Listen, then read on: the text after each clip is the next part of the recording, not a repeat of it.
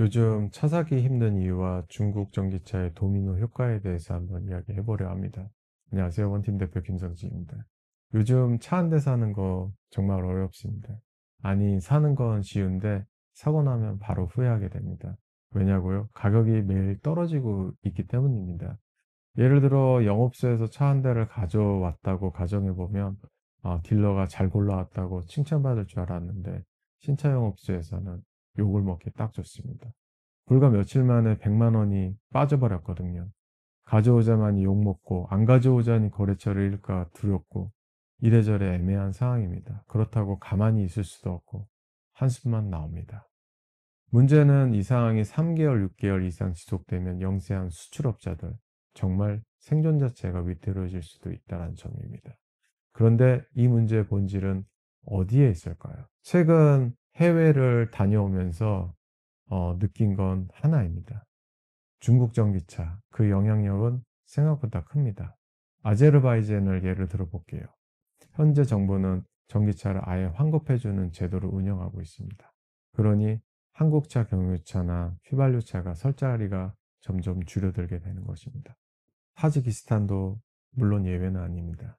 최근 차량에 세금이 대당 150만 원씩 올랐습니다.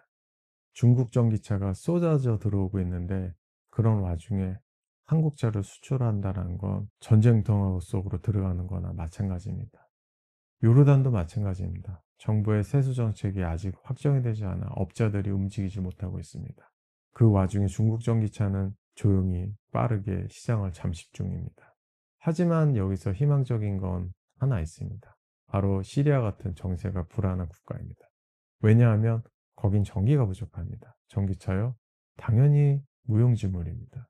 경유차와 휘발유차가 훨씬 현실적입니다. 지금은 이런 나라들 중심으로 겨우겨우 숨통을 트이고 있지만 솔직히 말씀드리면 이건 임시 방편입니다. 주변국 상황이 개선되지 않으면 이마저도 금세 막히게 될 겁니다. 그런데 저는 희망을 놓지 않습니다. 왜냐고요? 중국 전기차 과잉 생산의 후유증이 곧 터질 수 있기 때문입니다. 내년쯤이면 품질 문제, AS 문제들이 점점 부각될 것이고 현재 소비자들 역시 한국차가 낫다는 걸 체감하게 될 겁니다. 게다가 요즘 중국 최대 전기차 업체들도 부도설이 심심치 않게 들려오고 있습니다. 과잉 생산, 재고 누적, 가격 덤핑, 수익 악화, 결국 붕괴를 초래할 수도 있습니다. 이건 그냥 예상이 아니라 도미노처럼 이미 시작된 흐름이라고 봅니다. 사실 중국 정부는 코로나 전에 전기차 보조금을 줄여야만 했습니다. 하지만 실업 문제 때문에 계속 보조금을 줬고 차는 넘쳐났고 지금은 덤핑밖에 길이 없습니다.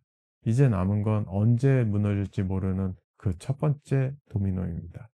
그날이 오면 한국차의 진가를 다시 보는 날도 올 거라고 확신합니다. 지금은 힘든 시기입니다. 하지만 우리가 위기를 기회로 바꿀 줄 아는 한민족입니다. 기다리십시다. 그리고 준비합시다. 다시 우리 차가 세계를 달릴 그날을 위해서 오늘도 원팀이 함께 달리고 있습니다. 오늘 영상은 여기까지입니다. 감사드립니다.